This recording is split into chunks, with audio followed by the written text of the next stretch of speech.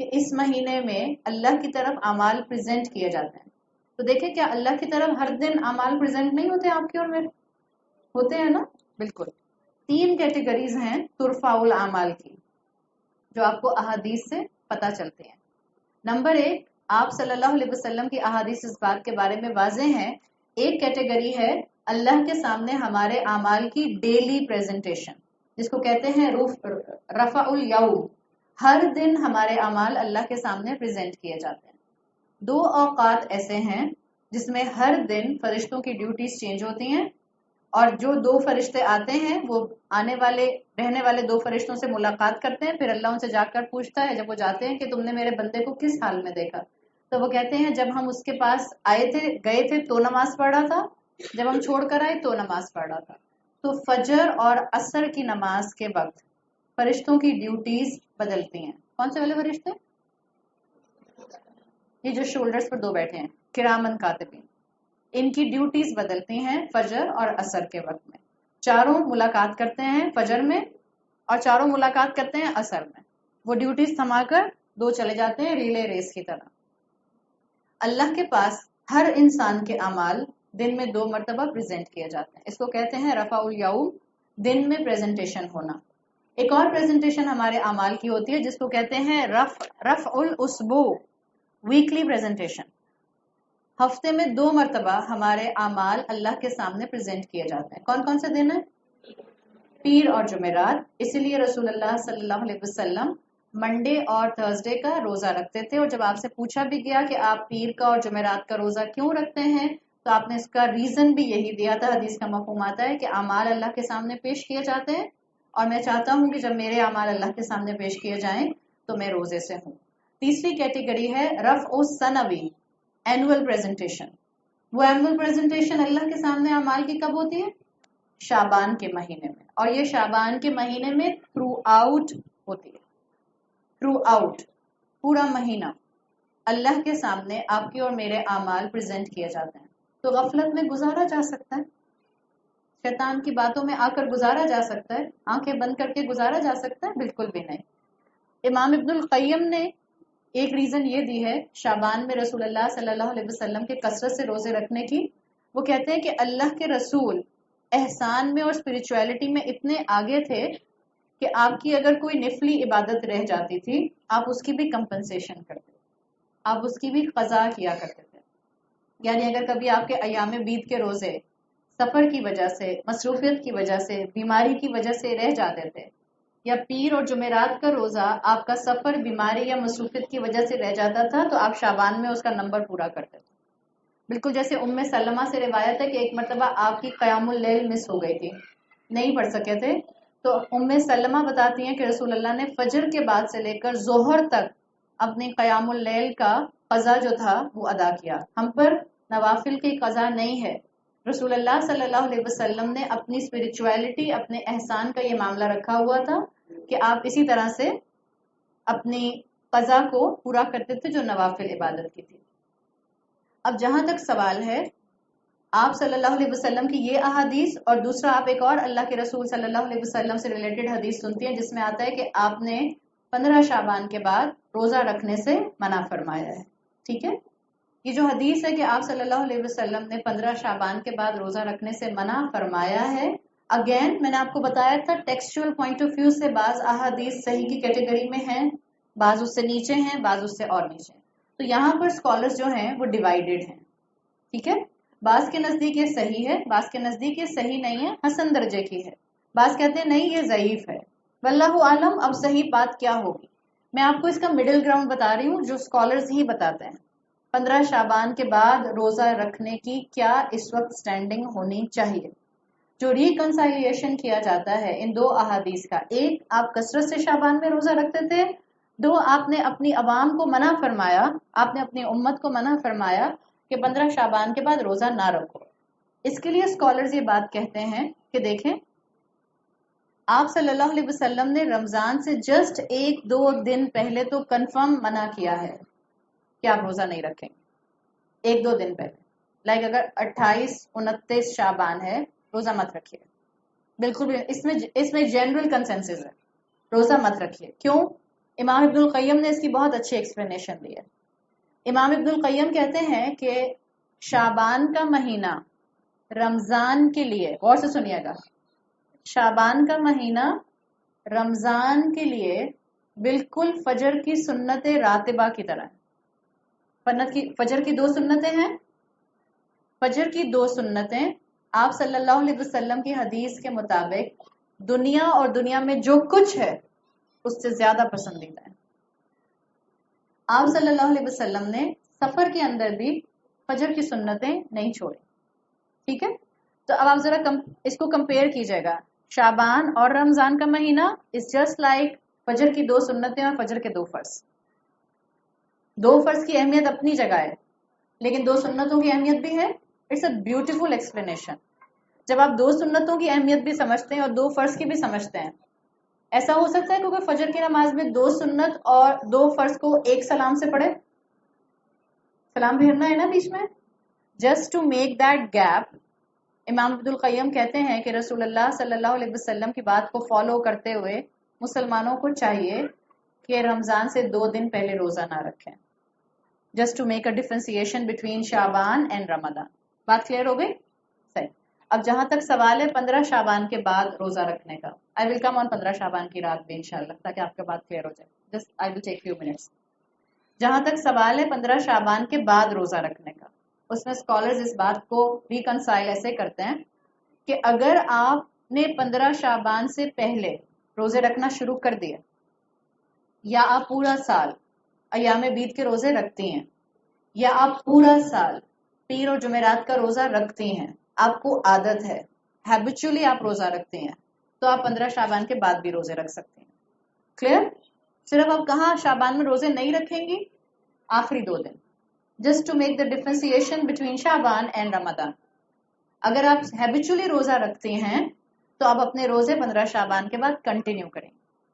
اگر آپ ہیبیچولی روزے نہیں رکھتی تو آپ 15 شعبان کے بعد روزہ نہ رکھیے، بیکاز اللہ کے رسول صلی اللہ علیہ وسلم نے امت کو منع کیا. ٹھیک ہے، مثال کے طور پر ہم ریگولر پورا سال نہیں رکھتے. ابھی 15 شعبان تو نہیں آئی نا، ہم اب کوشش کرتے ہیں کہ ہم نے 3-4 روزے اس وقت رکھ لیے.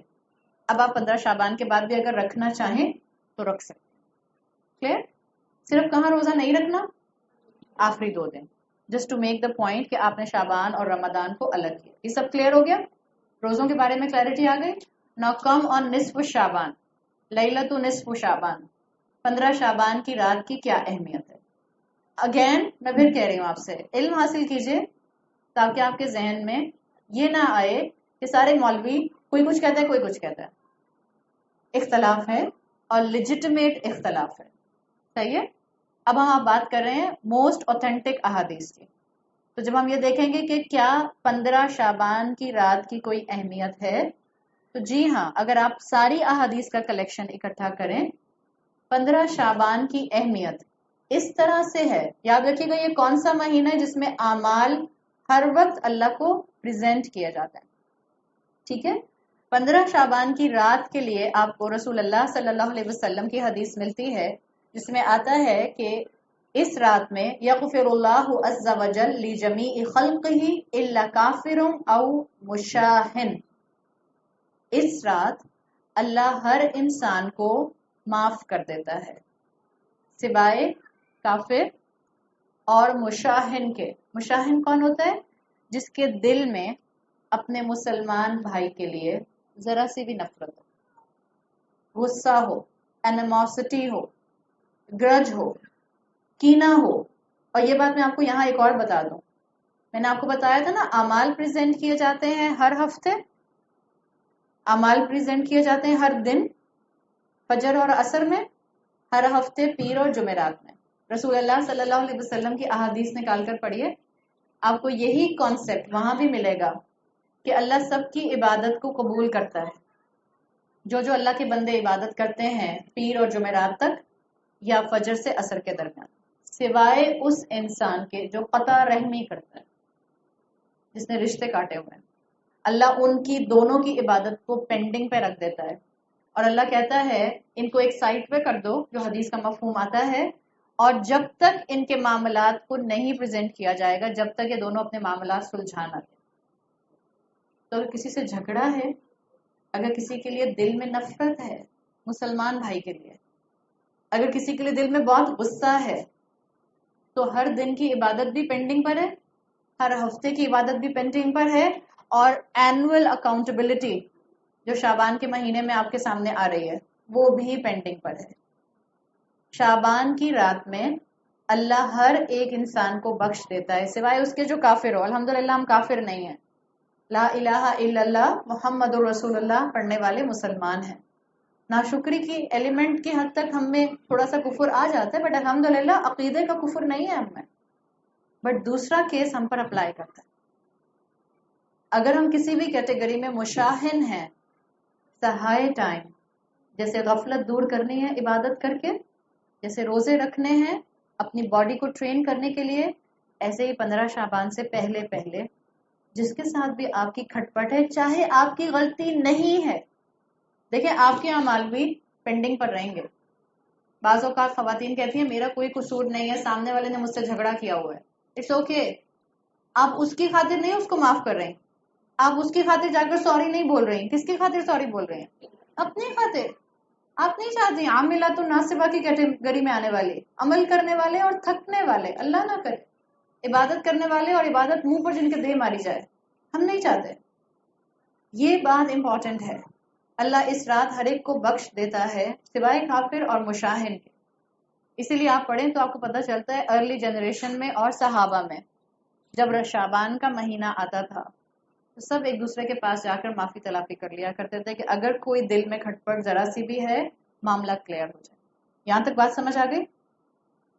جو ہمارے معاشرے میں رائج اس رات کے بارے میں خاص عبادات ہیں، کوئی اوتھینٹک نیریشن رسول اللہ صلی اللہ علیہ وسلم سے خاص قیام اللیل کرنے کی، چاہے انفرادی ہو چاہے مسجد میں ہو، کسی اوتھینٹک نیریشن میں ثابت نہیں۔ کوئی نماز، پتہ نہیں کون سی صلاۃ الالفیہ ہے، کچھ کوئی مجھے خاتون حسین بتا رہے تھے، کوئی نماز، کوئی خاص نوافل کا طریقہ رسول اللہ صلی اللہ علیہ وسلم سے ثابت نہیں ہے۔ اگر آپ ریگولر تہجد پڑھنے والی ہیں تو اپنی ریگولر تہجد کے لیے اٹھیے۔ اگر آپ ریگولر ایام بیت کے روزے رکھنے والی ہیں آٹومیٹیکلی آپ 15 کی صبح اٹھ کے روزہ رکھیں گی۔ لیکن اگر آپ ایام بیت کے روزے نہیں رکھتے، بالکل جیسے میں نے آپ کو سمجھایا، اسکالر کہتے ہیں کہ اگر آپ نے 15 شعبان سے پہلے روزے نہیں رکھے تو 15 شعبان کے بعد بھی مت رکھیے، ٹھیک ہے؟ اسی طرح اگر آپ جنرلی ہر مہینے ایام بیت کے روزے نہیں رکھتی 13 14 15 تاریخ کے، تو 15 شعبان کی صبح روزہ مت رکھیے۔ یہ سنت سے ثابت نہیں ہے، یہ صحابہ کا عمل نہیں ہے، اس کو سنگل آؤٹ نہیں کرتے تھے، کوئی قیام کے لیے خاص رات خاص اہتمام نہیں کرتے تھے اللہ کے رسول صلی اللہ علیہ وسلم اور صحابہ۔ میں نے آپ کو کلیئرلی بتا دیا۔ ہاں یہ رات اسپیشل ہے، کس سینس میں؟ اس رات کے آنے سے پہلے سب اپنے اپنے رشتہ داروں سے معافیاں مانگیں، اس لیے اللہ سب کو معاف کر دے گا سوائے کافر کے اور سوائے مشاہن کے۔ اللہ ہماری بہترین طریقے سے اصلاح فرمائے۔ اللہ ہم نے جو سنا اس میں جو حق ہے اللہ اس کو ہمارے دلوں میں اور ہمارے عمل میں اتار دے۔ اللہ ہمیں ابھی سے توفیق دیجیے کہ ہم اپنے جسم کو رمضان آنے سے پہلے آپ کی عبادت میں عادی بنا سکیں۔ اللہ ہمیں ابھی سے قرآن کی تلاوت اور قرآن کے فہم کی عادت ڈال دیجیے۔ اللہ ہمیں اپنے اس مہینے کو بھی غفلت کا مہینہ بنانے سے بچانے والوں میں شامل فرما دیجیے۔ اللہ ہمیں بہترین طریقے سے ان اوقات میں عبادت میں سٹینڈ آؤٹ کرنے والا بنائیے جب اکثریت انسانوں کی آپ کی عبادت سے غافل ہوتی ہے۔ اللہ ہمیں رسول اللہ صلی اللہ علیہ وسلم کی اوتھینٹک سنہ کو زندہ کرنے والا، ریوائیو کرنے والا بنائیے۔ اللہ ہمیں عبادت میں احسان اڈاپٹ کرنے والا بنائیے۔ اللہ ہمیں صحت اور ایمان کے ساتھ اور زندگی کے ساتھ خیر و عافیت کے ساتھ رمضان کا مہینہ نصیب فرمائیے اور ہمیں بہترین عبادت کرنے کی توفیق عطا فرمائیے۔ اللہ ہم سب کو لیلۃ القدر کی عبادت اور دعاؤں کی قبولیت اور بخشش اور مغفرت اس سال عطا فرمائیے۔ اللہ ہمیں رمضان میں اپنے رمضان کے مہینے کو قرآن کا مہینہ بنانے کی توفیق عطا فرمائیے۔ اللہ ہم سب کے دلوں کو تمام مسلمانوں کی طرف سے ہر طرح کی نفرت، گرج، کینہ، غصہ، اینیموسٹی سے پاک کر دیجئے۔ اللہ ہمارے دل کو پیوریفائی کر دیجئے۔